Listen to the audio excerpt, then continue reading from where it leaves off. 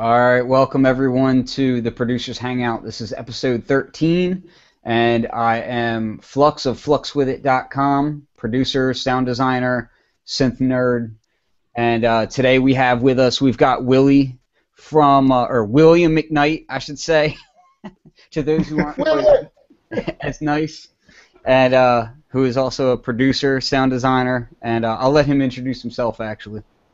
How y'all doing? It's William McKnight, aka Willie Fast, One Good Knob, All right, Machine Warehouse. Whoa. Stop by, check us out. This is episode 13. Is that somebody talking? That's somebody's speakers on. Oh, okay. All right, well, that's been corrected, hopefully. So, anyway, yeah, so we got William with us, themachinewarehouse.com, and we've got Mike joining us right now from padbangers.com. Why don't you introduce yourself? What's up, guys? It's Mike here. I hope this Hangout app won't crash too much. Don't know what happened. Today I'm here in the living room, not in the studio, because I'm redoing the studio, and so I hope the iPad will work the show. Okay, and we've got special guest Knock Squared with us, sort of a producer. He kind of does some sound, and I'll let him introduce himself as well. This is Knock Squared, knoxhouse.com, producer, beat tag maker, machinetutorials.com with St. Joe, just machine YouTube videos and stuff. Just also go by people, Doug Lazy, house producer. So I got a lot of different names, but I go by Knock Squared and whatever. All right, and moving on, we've got Kev West of KevWestBeats.com, and I'll say hello. What up? There he is. See, I just say what up, ready for another good show. You guys know me, you know what I do. And also, while we're speaking about machine tutorials and St. Joe, get him on here. All of us have asked him at least once. All of us have asked him to get on here at least once. He won't do it. Hey, St. Joe don't even answer my calls no more because I talk too much to him on the phone, so he be avoiding my calls. Well, you see the station he has to play in. All them bright lights, they're distracting. You can't talk, you can't play on them keyboards. Right, exactly. Well, listen, I'll ask him. We've talked to him a little bit, but it's basically come down to you have to be able to feed him in order to do any kind of projects with him, and so shipping him food over the internet is an issue. Yeah. But so Joe, you've been requested on the show, so we got a Seattle burger. Exactly. I'm in Seattle. I'll take him to Dick's. So, first topic on the list today, of course, is the info that both Native Instruments has released and has been pseudo-leaked. I mean, can we even call them leaks these days when we see, it's out there for people to see? It's got to be on purpose at some point. So, Komplete, the new version of Komplete has been announced, and along with it, we're seeing looks like a MIDI controller to go with it, and we've seen pictures of some of the new instruments that are going to be included in Komplete, and without getting too deep into it, I'm going to see what everybody else has to say about it. So let me first start with Mike and get your impressions on what you've seen. Okay, so for the instruments included in Komplete, yeah, there was nothing too fancy, like 3 new pianos, some reactor instruments. We will have to see how good they actually are. There's definitely space for improvement with the pianos. The Giant was a good step forward. If the new pianos go in that direction, I think we can be happy with it. But on the other side, there are already a lot of pianos included, so I think people wish there were some other stuff. Now for the keyboard, I think like the 8-button layout with the displays were kind of nice, but we know Native Instruments can build good controllers, and we will see. the layout is not too fancy, but if it's well integrated to contact, reactor, massive, all that stuff, we will have to see. I'm looking forward to it. I think they're Now, looking to kind of dominate, maybe even monopolize on the industry a little bit. I think you see the massive success they've had with Machine. They know they'll get probably twice as much of that success if they can make a MIDI controller like Machine to work with Komplete, and that's the direction they're going into. Now, if they can make both of them work in a DAW environment, that'd be incredible. And if you can make those work in a DAW environment, give you everything you want, say from your Studio Ones or your Abletons, your Reasons, whatever, it's a wrap. Nobody's touching anything else. so one thing that I'll say about what I've seen, and I'm only going to speak on what's been leaked out there, just so that we're clear on this. Basically, what I've seen is the build quality and the design of what we're seeing looks very much in line with Machine Studio, and so the products are following a kind of similar path as far as design aesthetic, which is nice. I will say that looking at the new instruments that were involved, a lot of people are griping about the fact that there's new pianos in there, and they say that, well, there's already so many pianos in Komplete, we don't need any more pianos.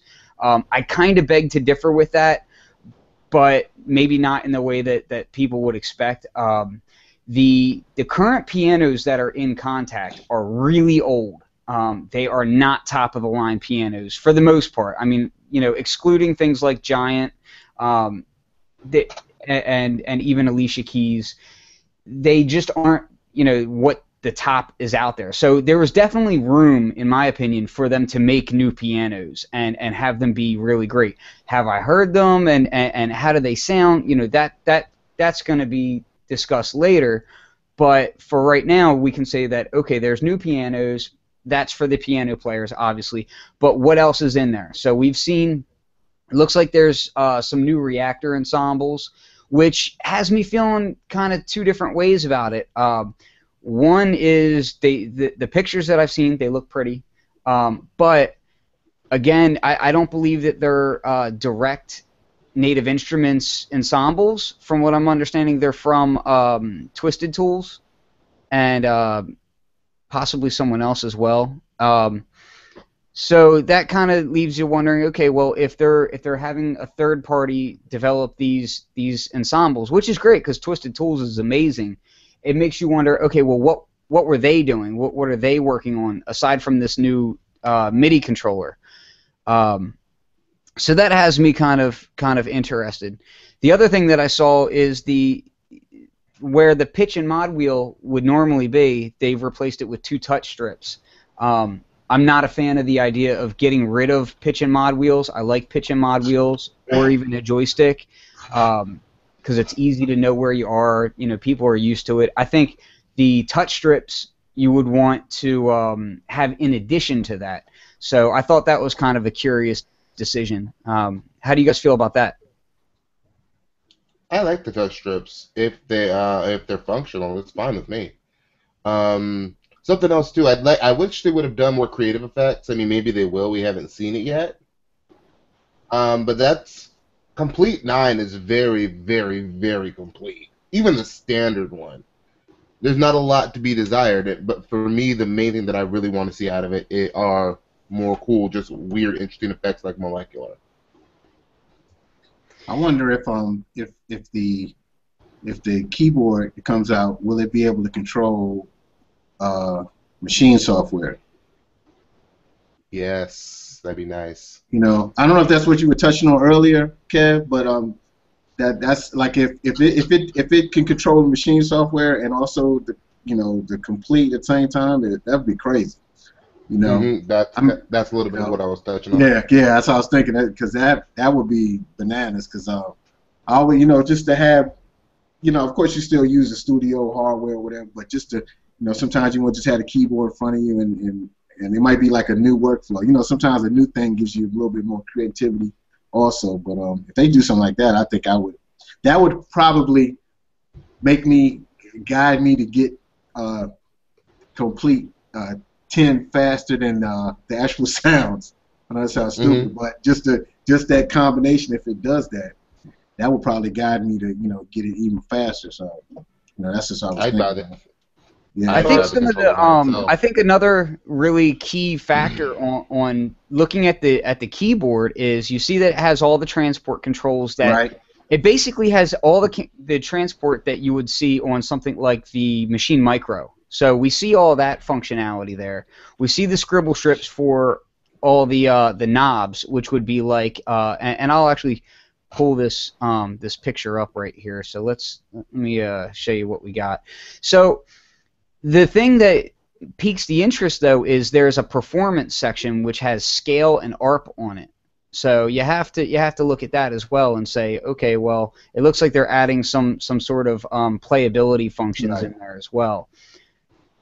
So let me just pull this up so we can see here, and you can see up in the upper left-hand corner is the performance area with scale and ARP, and then we've got a transport section below that. Then the octave buttons, the scribble strips, and then off to the right we've got what looks like a complete browser area with up and down arrows, left and right. You've got a jog wheel, so kind of gives us an idea as to where they're heading with this thing, to basically be able to browse through presets and that sort of functionality. How deep that goes, at this point, who knows? But I will say that I was kind of hoping that something like this would come out. I like the idea that it has the color LEDs at the keys for if you're using contact. I could see how that would play right in with key switching on contact. I could also see how it would tie in with things like battery. So that could be really cool. Maybe possibly even tie in with the colors on machine. And it looks like it has an instance button. So that should, it should be interesting to see how that stacks up next to something like what would be the closest thing, like Arturia's Keylab series, which basically can control all of Arturia's setup. So it'll be interesting to see how they compare. Obviously, this has the LEDs right underneath the knobs, which I like a lot. I wish Arturia had done something similar to that effect, as opposed to, I don't like seeing knobs separate from the LCD. I like seeing them together. It makes it so much more immediate. It makes it much more like real hardware, because you know exactly what this is at as soon as you put your hand to it, as opposed to putting your hand here and looking over here. That's kind of major to me. One of the comments. Is there any other controller? I'm sorry, Willie. Go ahead. Is there any other controller out there yet that has like this little displays under the knobs, like the machine does? Yes. It is? There is the Novation series, the SL series. Yeah. So I used to have one of those. I liked it. I liked it a good amount. I actually really like, and actually on top of that, I would also say the Ultra Nova, which I have right here, has that as well. So when you go into automap mode, you can have the scribble strips right there. So okay. So Novation's been doing that for a while, which is why I gravitated to the Novation. I had the Remote SL and the Remote SL0, and both of those were nice, but I wasn't really a huge fan of how the automap software was working quite as much. And it makes you wonder about, will this keyboard support auto mapping for non-Native Instruments products? Is this going to be something that's going to be only contained directly to Native Instruments products, or is this going to be something where you're going to be able to browse presets of all of your plugins, or how are they going to do that? And that's going back to that scale button. What I thought would be a real nice feature if it's included was for those who are not real keen on playing keyboard or piano, if the scale would actually lock you off into a certain scale. Like if the lights would light up and say you're in the C scale, you're in the E scale, E minor, well, that way you could actually have maybe a learning curve to learning to play the different scales. That would have been a real good feature if they put that in there. Yeah, That's I, I, interesting. I would agree. It's gonna be included, but that would have been a real nice feature to put off because it could have tied in with the ARP and could have done a lot of things. I would have actually liked to have seen Contact 6. You know, maybe if it has real deep integration with Contact, I would much prefer that than it having a lot of integration with the rest of the Complete series. And I Now, think a major point right there is that a lot of people are expressing disappointment, and I think that mostly is stemming from expecting to see things like a major overhaul of Massive, or a major overhaul of their flagship synthesizers, which are starting to look a little bit longer in the tooth, as they've really only been releasing these reactor synths like Monarch and things of that nature. So you see that, you see UVI, their Mach 5 is just brilliant, and that's probably the most direct competitor to Contact. So I think people are really hoping to see some things on that front to compete. But it doesn't look like we're seeing that, at least from the leak. Yeah. I'm curious because like for me that Contact being not very user friendly is one of the biggest reasons why I love Sample Tank, for example. So I'm one of those people. Yeah, I want to see an overhaul of Contact. I want to see me be able to do more with Reactor in terms of running audio and maybe even using like an arpeggiator with it, like little simple things that are nearly impossible to do sometimes. Also, go back to the keyboard. Is that only in 25 keys? Do we know, or is it Well, from the leak, we've seen there's been a few different sizes. I believe we've seen 25, 49, and 61. Yeah, 61. Yeah, 'cause I've only seen the 25. Yeah, that to me is, I mean, to me my biggest gripe about the design of that is just that I don't like the idea of going to touch strip only. Like I would love to see like a mod wheel or like a pitch wheel with a touch strip in the middle, then a mod wheel, and then a touch strip next to that, or something to that effect, but not one or the other, because when you're doing pitch bends and all, I mean, it's just so much more immediate to have a spring-loaded pitch wheel to me. But I mean, that's more personal preference, I guess, and you really got to lay your hands on it to decide how you like it. But that's it didn't really didn't make me super happy. And we also don't know how the knobs feel. We don't know if they're, are they notched knobs? Are they smooth? I guess that I know I they're would. good quality. Yeah, I mean, it looks to me like it's built well. Like, I mean, just the pictures that I've seen, I like the overall design appeal of it. We'll see. Hopefully the what I would assume would be a plexiglass front doesn't get a lot of smudges on it. But I guess we'll see. So, moving another on. thing, what is the key bed gonna feel like? That's true. Yeah, we Yeah. do need to. What is it? Because I don't want no plastic feeling key bed, man. Like hmm this one is horrible. And that's what I think is scary about that, the lack of the pitch wheels, is because you see things like the System 1 where you have these shallow keys, and and you have to look at the lack of a pitch wheel, and you say, okay, well, are they going for that shallow appeal as well? Like, is something going on there? And which I would hope not, but that's speculation. Yeah, it makes you think: are they going for cheap, or are they going for something nice? So, price don't look like they're going for cheap. Oh no, I mean cheap build for Yeah. profit. I think Native Instruments knows well that if they go the cheap route with the keyboard, people will kick their ass. Yeah. I don't They think would. they can do it the cheap way. They need to find like a good middle way. Maybe some kind of synthesizer, semi-weighted key, something like that, so everybody is kind of happy. and the flip side of that may be that maybe that's why they got rid of pitch a knob wheel is to save money and go, this touch strip way, which is seen, Native Instruments likes to do that, like, the future of sound, and so it's seen as a little bit more futuristic. But maybe that saves a little bit of money also, so that they can put more into the key bed. Who knows? And into the displays. It looks like the displays are really similar to the MK2 machine displays. So, It's really pretty. It would have been nice if they would have had the little browser screen that they have on the Machine Studio maybe on there too, or maybe because I know I've only 25, so maybe it's on the 61, or maybe they'll come in with the 88 with it on there. Like just one that just like that way you have all your patches in your instrument. You don't need two. You can use just one. Yeah, I haven't. 25 it's too small.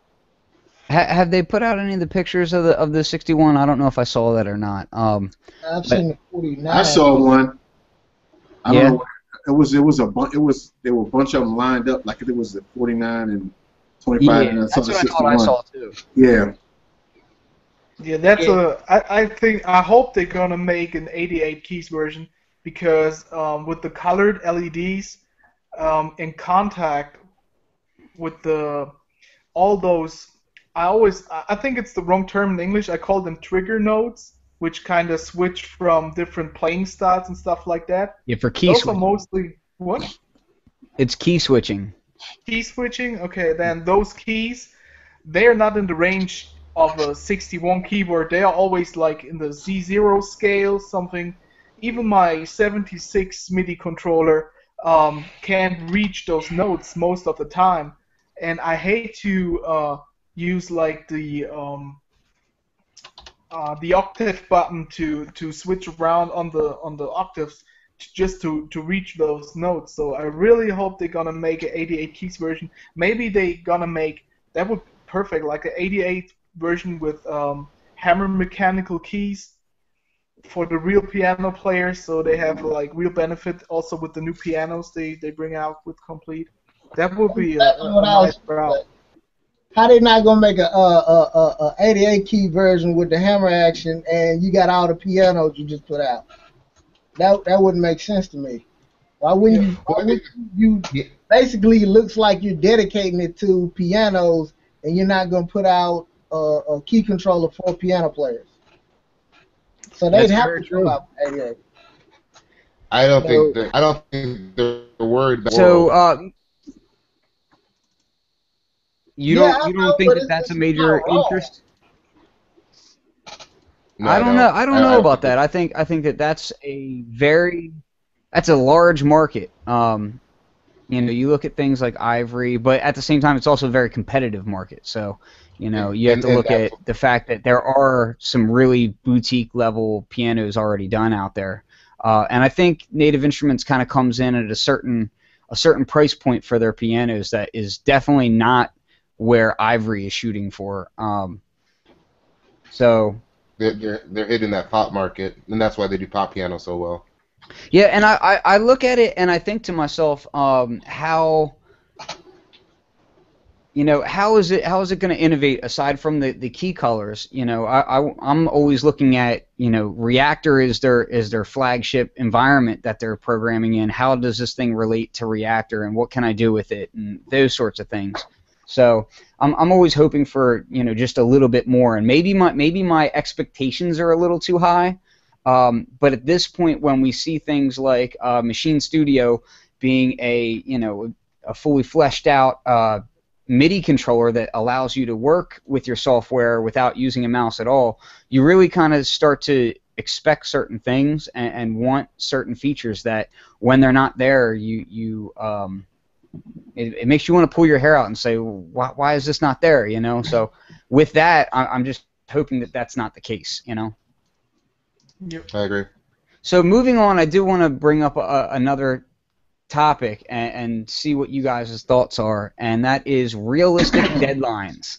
Deadlines for projects that you're working on, both that you get contracted for or that you're deadlines that you're putting yourself under as well. And how often do you find those deadlines contributing to you having issues with whatever it is that you're working on and how much stress that involves.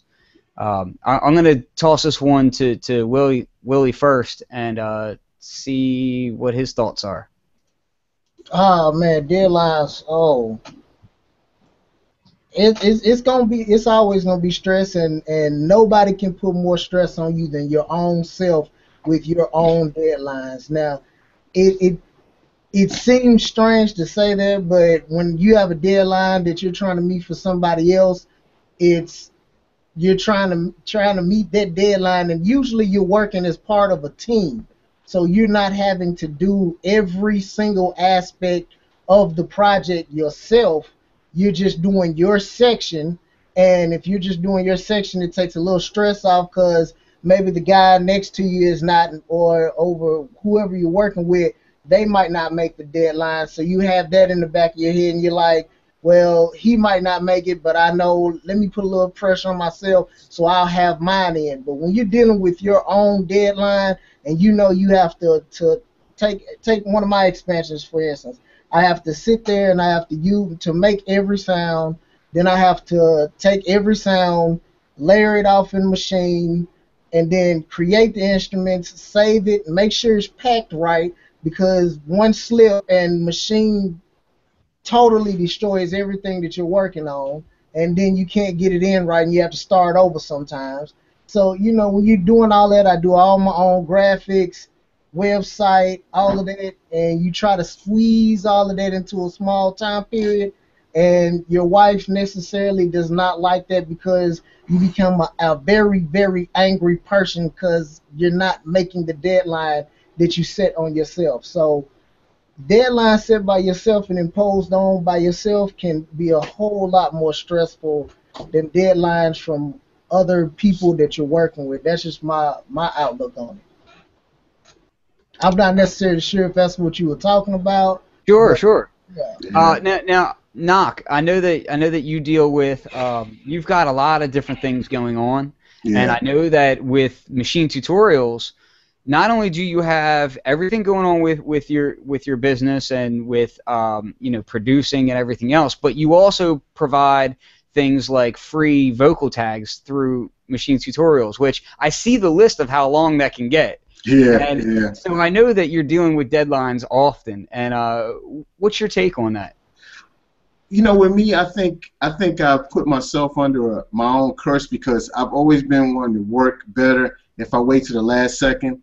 And I think especially now these days when I got so many distractions, like if I got a 24-hour turnaround on my beat tags, I might do the tag, I might get to it like the 23rd hour. You know what I mean? It's just like with so much stuff going on, I would be better if I had some, I guess if I put some priority on certain things, but I seem to work better when I'm under stress,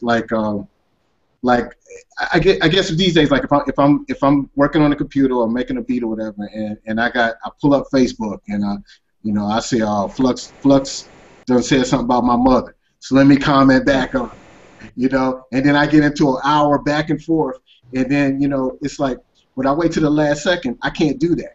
I said, well, I got to get this done by this time, so I eliminate that. I don't even bother to go into the internet. My wife knows when she come in here, I said, I got to get this done. I put everything, all my focus into it, and fortunately, it comes out. I mean, it's sad because a lot of times people like the stuff I wait to the last second doing more than something I might be working on for a week, and I don't know what that says about me, but I think my focus is more when I wait to the last second, and I just put a lot of stress on myself, but maybe I think in my way of doing it is better for me. You know what I mean? So I guess that's what you're talking about also. But the internet's just been like, if I could just eliminate stuff, that's how I get my best work, it seems like, because I don't let anything, come around me, Now, Mike, I know that you also, in addition to doing music production and mixing, you're also dealing with a lot of graphic design and things of that nature. What's your general experience with working on deadlines and how that affects your work? I'm exactly the opposite of Knock. I hate if I have to work under pressure, and I always have to do to work under pressure because I have a lot of clients that call me like at 10 in the evening and tell me, dude, I need an ad until tomorrow. I totally forgot, and then I have to do like a night shift, and I hate that because when I have too much pressure or when I have when I have to rush, first of all, my creativity doesn't come from 1 second to another. I mostly have to think about stuff. I have to do some sketches and stuff like that. And I also have the tendency to do a lot of mistakes when I have to work under pressure, which I really hate. So uh, in the best case, I see some of my friends in Facebook is online, and I tell them, dude, I got this ad here. Can you please check it and look out for some misspellings and stuff like that? So they have to help me out because otherwise the client won't be happy the next day. I can guarantee that.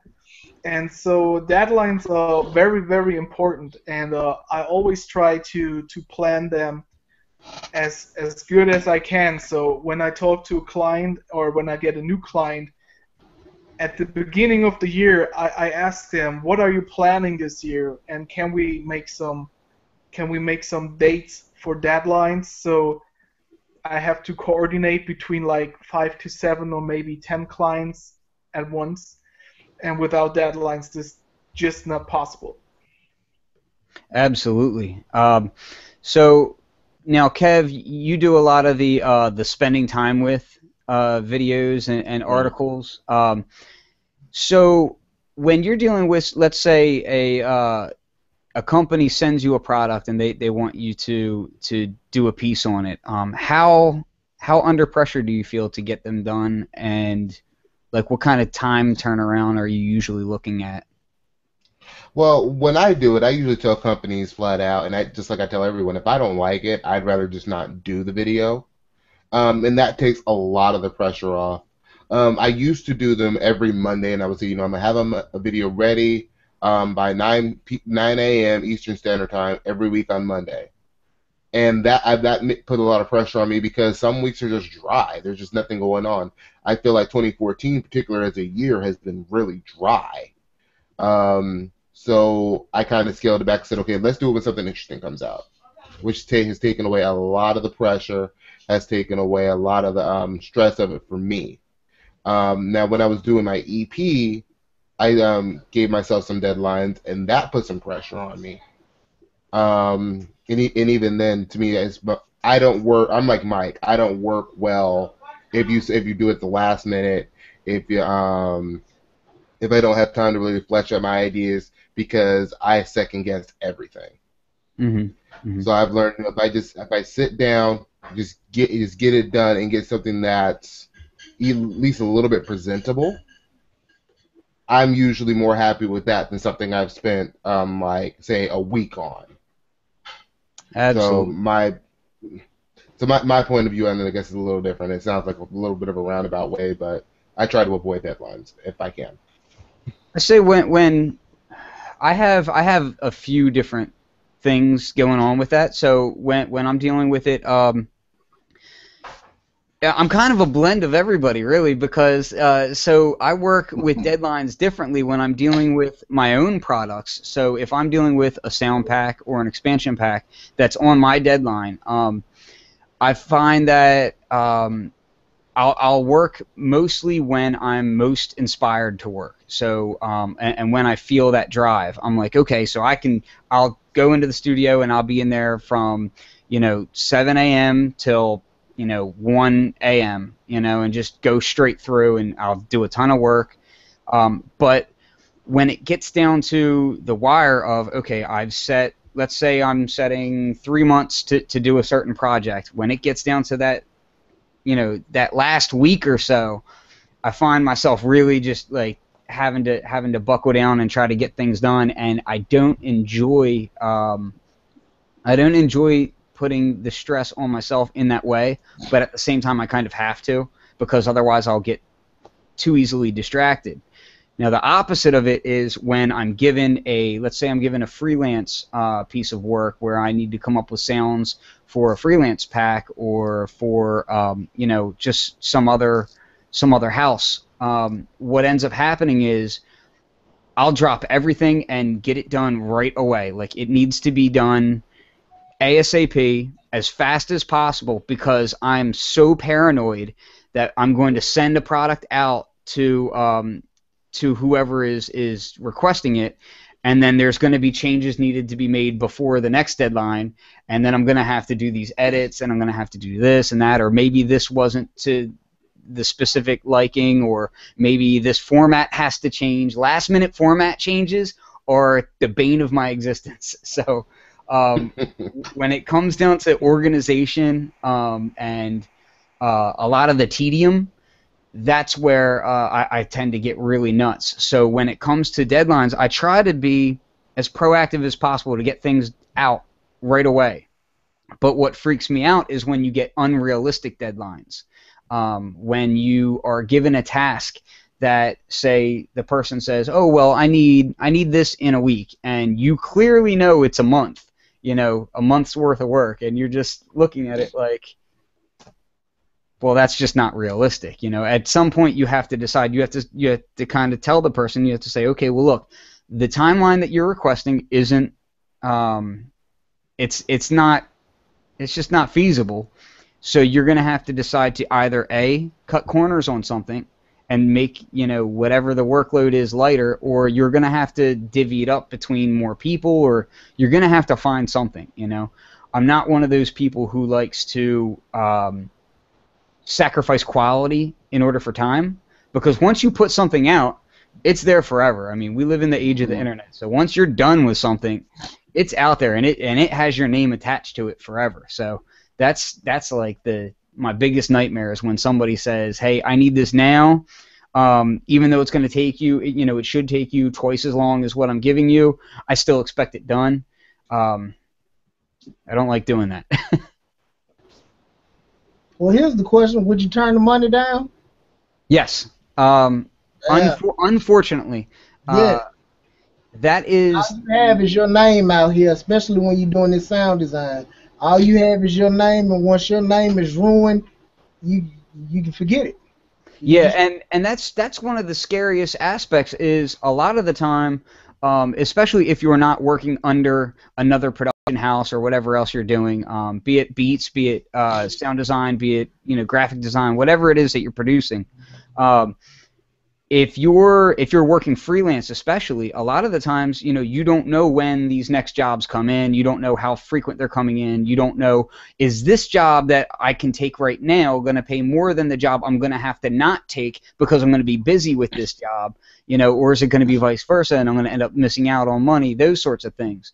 So when it comes to a project that you don't feel confident in being able to supply the quality and get it done the way that you feel you should, I think it's extremely important to weigh that really heavily on your mind, because you could be passing up something that you might not even see right now that might be a better project to work on. And at the same time, you might go without eating. Exactly. And what I can say is that really, for my business, that really is what makes the price. If it's a project that I can use as a reference for my portfolio and show out to people, that's fine. But if it's a project and, I do whatever the customer wants, I give them my expertise, I tell them my opinion, I tell them if it's good or not, or what I think about it. But if they still go like, I want it exactly that way, and I say, okay, but then I can put my name under it and I can use this for my portfolio, price goes up a little bit. And Absolutely. that's because it's exactly like you said. Once you have a bad name out there, you're ruined. Yeah, it's already bad enough that you have people that hate what you're doing, and they're going to say something bad regardless of how good it is. But then to do something, rush it, and it be jacked up with your name on it. Especially like like you're saying, especially with you guys like sound design and ads and stuff like that. That's really, you could really get somebody. If you put your name on something bad, it can really mess it up. Get around, yeah. Yeah, get around fast, because it's just, I mean, with these beat tags, you know, I turn, you know, sometimes I get customers and I have to turn something down. Like I got a thing on my site, like no profanity, and I lose a lot of, you know, I lose money on that because I just made that decision, because it was just like, you know, some people were coming with like some crazy stuff, you know what I mean? It's like, and I'm not into the whole degrading women stuff and things like that, you know, so it's just, but you know, you got to do it, because once I start putting that out there, everybody gonna be like, well, you were cursing for this, you said bad language for this one, this, and it's just, the internet is crazy, you know. It's just, you know. So I just had to take a stand with that, you know. That, you know, it's you can't have your name out there with bad stuff. It's a crazy. This internet is nuts. You know, absolutely, that's a morals have to play a large part as well. Yeah. And I'm sharing my screen right now just to remind people that we have the Producers Hangout Facebook group. So you know, if you're not aware of that, you should be joining that. But yeah, that's another key factor is the ethics and morals of what jobs you choose, along with, you know, deadlines and other stress that might be involved. You know, one aspect that I think some people will neglect is the overhead cost that it might be costing you on a project versus how much you're getting paid for it. You have to be very aware of that as well. I mean, sometimes, you know, you might need to be doing certain things in order to get jobs, be it, you know, purchasing, you know, extra preamps or mics or whatever you need, or be it, you know, even hosting, you know, things of that nature. I mean, you're going to be dealing with lots of different things, and you need to not be scared to explain your position. And, you know, sometimes people are just not going to be understanding of that. And you know what? Sometimes that has to be their loss, and sometimes you have to buckle down, you know, and just do your best. That's true. Indeed. I agree. Yep. Now, pretty much everybody here deals with, you know, web hosting and you know, self-distribution, you know, in different ways. Are you guys finding it getting easier to you know, to handle the distribution and tasks like that, or are you still finding it to be, you know, a major headache for you guys? Yes and no. I'm still having a little bit of trouble with it. Because I'm still learning my way around HostGator. But I like what's possible. I like not being held, you know, not being tied down by, I don't know, say somebody like SoundCloud, who you should be able to upload your entire catalog to it if you want to, but they charge you for that. Mm-hmm. So something like that I see is an amazing distribution way of working. And if somebody could come up with a good player where, say, okay, I can sell my music, not just sell beats, but sell music, sell songs, like some kind of iTunes player and integrate it to your website. Right. And even if they charge you for like a one-time fee, I don't know, maybe pay $100 for it. I'm waiting for somebody to do something like that, and I haven't seen it yet. And that's disappointing. You want to see a flat one-time rate for distribution of music, or like a Flash player that you can put onto your website. Like you see the ones they charge you like monthly, but then you do, but it's basically geared around beat sales. Like I think what's the company? I think BeatStars has one. I think they're called. There's a couple of them. I can't think of what they're called right now. I can't think of their names right now.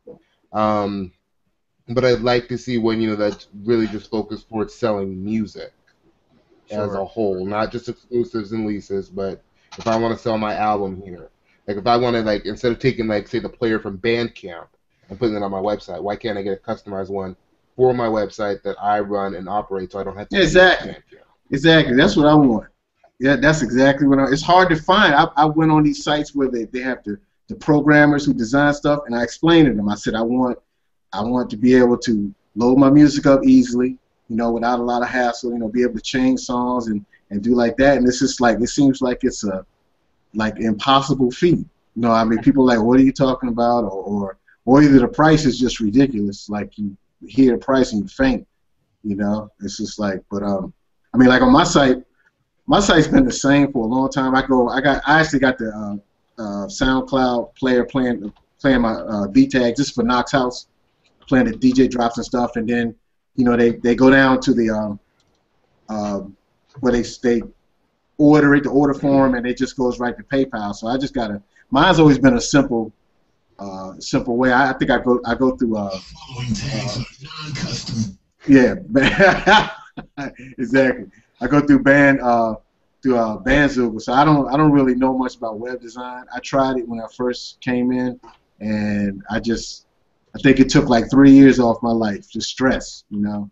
So it seems to be working with the way I have it. It's not like intricate or nothing, but it seems it's most of the people when I ask people, they say it's easy, you know, to order. So I haven't really had that much problem with the web. That's what you want right there. The easier it is for people to get to the product, add it to the cart, pay, the better your sales are. When you have like a super flashy website and they can't find where your products are, it drives traffic completely away from your website. I just did an overhaul of my website because a few people told me, you know, I had my links off to the side, and they was like, well, I can't find where to buy the expansion from, and I don't even know how to add it to a cart. So, you know, if you could tell me that, then I'll buy one. And then I send them email on how to do it, and I still never make the sale. It was just too complicated. So I started looking at other websites and how they just put their product right there in your face as soon as you get to the website. And I was thinking, well, I want to maintain my individuality on my website the way that I have it, but I did realize that I had to make some tweaks so people could get there a whole lot faster. Right. So, you know, and I've gotten a lot of compliments on the newer website than the old one. So, and that's crazy. A lot. I look at some of the competition, like the DJ drop sites, and one thing I noticed about a lot of the sites is, like you said, they have a ton of stuff. It's like 10,000 voices. On this, it's a link on here. It's like you click this, all these specials and stuff over here. Like, and I was like, yo, I'm looking at that. Your brain can get overwhelmed when you go to a site. You know what I mean? And it's like mine, you just go to my front page. You can hear it, order from the same page. Like literally, it's like, and it's not the most attractive site, but you know, I think people just trying to get there and get what they want and get it and leave. You know. And that's you know, so I mean that's why I guess it's worked for me. But if it's a real busy site, I tend to just like, you know, not really hang around anyway, you know. Now I know Mike deals with a lot of the design aspects of that sort of thing, so I'd like to get his opinion on that. Exactly. I'm just wondering, why do you guys do all this on your own? Why don't you hire a professional web designer? And there are so many web designers it's not really a question of the money, because you can have a really good professional web design for not very much money. And if you have a really good web designer, he knows all how to keep people on the site, how to increase traffic, how to make sales as easy as possible for the customers. So I know I want to do as much as I can myself, and I want to have as much control as I can have on the site. But isn't it a bad thing that we nowadays, like self-distribution, we want to do it all on our own? Because when Willie said he has to optimize his whole shop, that's time he loses for making new sounds. Oh no! So what basically, from my point of view, you know what I mean? Basically, when you, what do you say? Go ahead. Go ahead. No, I'm just saying, when you basically you saving money, but for doing it yourself, but you're losing money on the same time for not making new sounds. You know what I mean? I think it does get to that same it gets to that same point where I see producers who post up, you know, internet memes about you know, like, oh, this rapper has no money for studio time, this, that, the third, no promotion, blah blah blah, you know, and then they're complaining about it. Well, it is the same thing. You know, this is a dedicated task, and it's something that you have to place value in, and I absolutely agree with that. A lot of the time, I don't think it's the same thing like having no money for studio time, but I would rather have the analogy. If I sell a beat every day, So why should I care for the mastering if I could do 2 beats a day and sell them both at the same day and give the mastering to a guy where I pay a Hmm. little of money, but actually when I can bring out 2 beats a day, I will have way more money than if I do the mastering myself. You know, that thing is, I want to save money on this point, but people forget they losing money at the same time for spending time with something different. Well, That's see, what I wanted to say.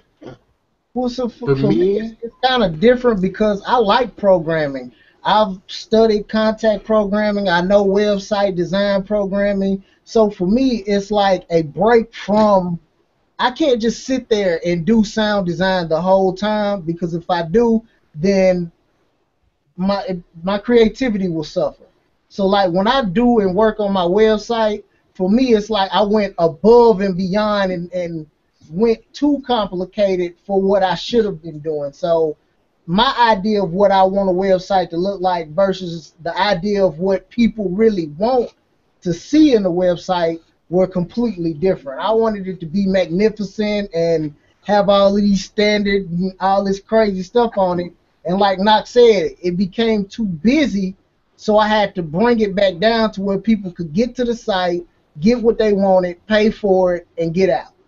And that's what they really want. They want to get their product, download it, get it loaded in the machine, and start banging on pads. They don't want to look at no website that I done took years to design and all of that. And that was a personal problem for myself because it wasn't about the money or getting somebody else to design it because quite frankly I had fun working on the website, but I had to realize that that's not what everybody else wanted to see. So for me, it wasn't about the money issue or getting somebody else or it's a headache or whatever. Actually, programming to me is a lot less stressful than making sounds because when I'm Okay, then yeah, yeah, when I'm then that's another point. But I know a lot of people that actually, when I stick to music, that actually say mastering for me is a pain in the ass, but they still do it themselves because they think they will save some money with it. Yeah, I absolutely agree with both points. I mean, there's a point where you have to weigh in how, how good, how qualified you are to do that sort of thing, and how much time it's going to take you versus, the dedicated source on that. And I think both are very valid situations, especially when you're dealing with maybe just simply a separate set of eyes is oftentimes needed. Just sometimes you need to say, look, this is what I'm working on. What's your opinion of it? And you need really just honest people to tell you, hey, listen, I think this is too busy, or I think this is too minimal, or I think this is too green, or whatever, whatever it might be. Yeah. I think that honest opinions that are constructive criticism on all facets of everything that we do has to be one of the most paramount things that you can take in, and you need to be open to hearing them as fast as possible. You can't let something go on for 6 months, that's wrong, just because you don't want to believe that all your hard work ended up looking like a website full of dookie. Like sometimes you really need to say, hey, how does this look? And when that trusted individual tells you, hey, man, you're polishing a turd, you need to say, okay, ego aside, let me take a step back and reassess. But that's the key, and I think it's something finding hard that. for a lot of us. I I have think that's something I that's have hard. a nice story. Okay, I didn't want to interrupt Go you. ahead. Go ahead. Okay. I'll say I think that's something that's especially hard for us. I wanted to touch on also the point that Mike had said about why we try to do everything ourselves. For me, I just couldn't find a web designer I liked. I've seen a Bingo. lot of good-looking websites, but people would tell me, "Oh, I'm not doing what you want," or "I can't do what you want," or "I'm going to do it my way." And I got frustrated with dealing with a lot of stubborn individuals. Like, okay, if I'm paying you and this is what I want, then give me what I want. Amen. Otherwise, I'll just turn around and do it myself. So when I did KevWestBeats.com the way I did it this year, I did it because it's about what I want, but it's not perfect, but it's really close. That's the thing. Finding that Mike was talking about getting a I guess dedicated web designer, but it's just I guess in my case I need to find somebody that I really trust with that, because I'm basically I just get paranoid about the site going down or something happening, because I get tags every day, and this is like a source of income for me. So it's I gotta find that. I have to find, because a lot of people out here, if I talk to 10 individuals, I wouldn't be surprised if only one of them was able to do what able to get my trust. You know what I mean? I don't know if it's because of my dealings with the internet, but it's just I can't afford. My site is ugly. I know that, but I'm gonna get. I'm talking with somebody right now. Maybe about doing something, but it's a trust factor with me, man. So what you're saying, Mike, definitely makes sense. I just finding that person. No, I hear you. Yeah, who I can call. Yo, my site is down. It's like 3 a.m. Yeah, I hear you, man. Yeah. That's why I always feel uncomfortable when I have to work on existing projects. I prefer customers to build up something from the start, like new startup companies and stuff like that. So they basically have nothing, and you can develop something with them from the ground up. Right. If I have a customer and he says, yeah, we have this website and this logo and this stuff like here, and we need it to be redone, I know this is going to be a lot of stress, because they have their design for a long time. They know what they want now, or they say it's not, the design is not working, but they can't tell you why it's not working. Right. That's really a hard situation. And it makes sense. I have a little story for you guys. I had a request for a new startup company. It was one guy who wants to build his website and his logo and his whole brand identity. And I did some research on the competitors on the market and stuff like that. And I gave him this little presentation, and I said, yeah, I choose this and that color because it has this and this meaning to the people and stuff like that. And he was like, yeah, it's all good, but I want to have the logo in red and blue. And I was like, dude, red and blue, that's the colors of your biggest competitor on the market. It's just like copying his. And he's like, yeah, but I don't mind. It's the favorite colors of my daughter. There you go. Yeah. Yeah, there's that too. What shall I say then? Yeah. Well, Exactly, at that point, you have to say, okay, well, pay me properly, but just know that this is not my not my decision. Yeah, exactly. But when you're kicking yourself 6 people are months just later and stubborn. your daughter tells you that she loves purple. yeah, but that's exactly the point. That's exactly the point where you know that the business is not gonna last for a long time. Yeah. But that's true, because you do get you can also you also have to be really mindful of those clients that you take on. How a client acts can be very much a part of whether or not you take a job, because you could get a great paying gig and the client could just be a complete jackass, and you have to say, you know what, I'm sorry, this deal is great, but it's just not going to work out. Like sometimes personalities just don't mesh, and you have to be willing to pull yourself back from that, because that's a great way to get yourself a bad reputation. If it might not be your fault, but if you're involved with someone who is negative, or you clash with, or for whatever reason, and people start talking, that can be something that can really be a detriment to you in the long term. Yes. Well, I think we had a pretty good show today, and I want to thank everybody for joining us. I highly recommend everybody please join the Producers Hangout on Facebook. Yes, indeed. Please check out all of our individual sites, fluxwithit.com, themachinewarehouse.com, padbangers.com, knoxhouse.com, and machinetutorials.com, and kevwestbeats.com as well. We all have respective YouTube channels as well, so you can check us out there. And I'll let everybody else sign off as well. Let me pass it off to Will. I told my boys I'd do it. So Una, Antioch, Nashville, Tennessee, Pee Wee football. It's your boy Willie Fast, the Machine Warehouse. I'm signing off. All right, Mike. Yeah, was a pretty good show. Knock, I want to see you more often here. I think Yeah, I love it. you're a very good addition to us. Yeah, I love it. Thanks, man. And one more word to the guys in the Facebook group. We had a lot of complaining about deleted posts and stuff like that.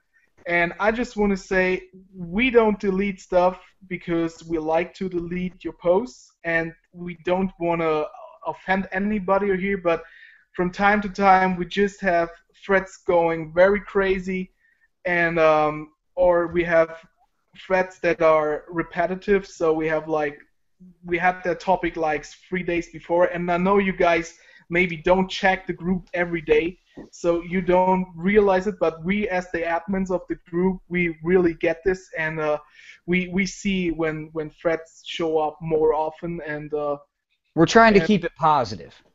exactly. Mm-hmm. And don't forget, you can And, always join the Machine Music to post your music on there. We do not allow music posting at least your own music posting without discussion in the Producers Hangout. The only time we want to see music actually posted in there is for means of legitimate discussion. And legitimate discussion is not, hey, check out my beats. Please just don't. It's more like help me with compression, help me with EQ. What's wrong with my reverb settings? How can I balance this? Mixing type things, sound design things. Those are the times where it's appropriate to post your music. So, I don't want to listen to your beats. Okay. Let me pass it off to Knock. Let me pass it off to Knock and let him say his piece. Hey, I just want to say thank y'all for having me here. I had a great time. Check it out on the Producers Hangout. I definitely, I love that spot. A lot of passionate people in there. Very. That's probably why they get into the people get mad about deleted comment. Everybody passionate about this music, so Yeah. It's just a love. So thank you for having me here. We'll definitely want to be back again. Peace, everybody. Make some music. Last one's going off to Kev West. Yeah, he always got me last. Flux hates on me. I'm saving the best for last. Saving the best for last, baby. It was a great show, guys. See you again in 2 weeks. I'm really ready to see what they do with Komplete 10, and I want to play with their new keyboard. So Native Instruments, if you guys are watching, send me some Komplete 10 stuff. Let me spending some time with Komplete 10. I'll make it worth your while. And I'll see you guys in a couple weeks.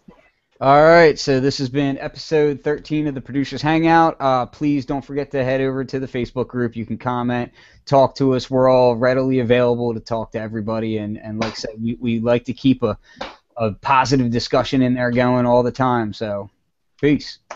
Peace. Peace out.